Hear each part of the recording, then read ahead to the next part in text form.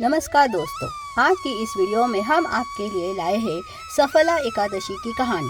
प्राचीन समय में महिष्मत नामक एक राजा चंपावती नाम की प्रसिद्ध नगरी में राज करता था। यद्यपि वह बड़ा ही दयालु तथा धार्मिक प्रवृत्ति का था, लेकिन उसके 5 पुत्रों में से सबसे बड़ा लुम्पक नामक पुत्र बहुत पापी और दुराचारी था। वह हमेशा मदिरापान, चोरी करना, परस्त्री गमन, झूठ बोलना जैसे बुरे कर्मों में लिप्त रहता था। इन दुर्गुणों के कारण वह शीघ्र ही पिता की बहुत सी संपत्ति नष्ट कर बैठा। ब्राह्मणों, देवताओं की निंदा करना, कुसंग में लिप्त रहना उसका मुख्य काम था। समझाने का जब उस पर कोई असर न हुआ तो राजा ने परेशान होकर उसे अपने राज्य से बाहर निकाल दिया। लुम्पक ने निर्जन वन में जाकर एक पीपल के वृक्ष के नीचे झोपड़ी बनाकर रहना शुरू कर दिया। वहाँ भी वह अपने दुष्कर्मों में लिप्त रहा। पौष मास की दशमी को जब बहुत अधिक ठंडा मौसम हो गया तो ठंड के कारण वह कांपता रहा और भूखा रहने के कारण सुबह को बेहोश हो गया। इस दिन सफला एकादशी थी। दोपहर के बाद जब उसे थोड़ा होश आया तो लड़खड़ाते हुए वह भूमि पर पड़े फलों को बटोरने लगा। तब तक रात हो गई।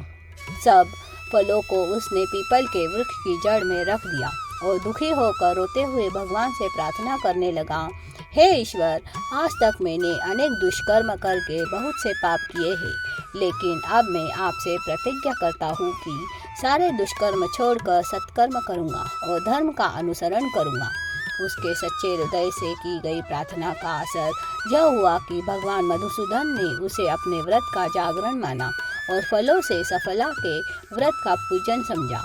व्रत के प्रभाव से उसके सारे पाप नष्ट हो गए।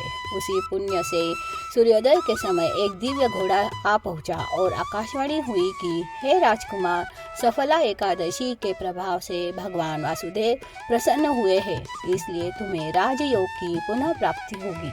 ऐसा सुनकर वह घोड़े पर सवार होकर अपने पिता के राज्य में पहुंचा। पिता ने प्रसन्न होकर राज्य की बागडोर उसे सौंप दी। भगवान कृष्ण की कृपा से उसके स्त्री व पुत्र भी सुंदर थे। वृद्धावस्था के अंत में वह मृत्यु को प्राप्त हो विष्णुलोक में पहुंचा और वहां के सुख भोगने लगा। बोलो विष्णु भगवान की जय।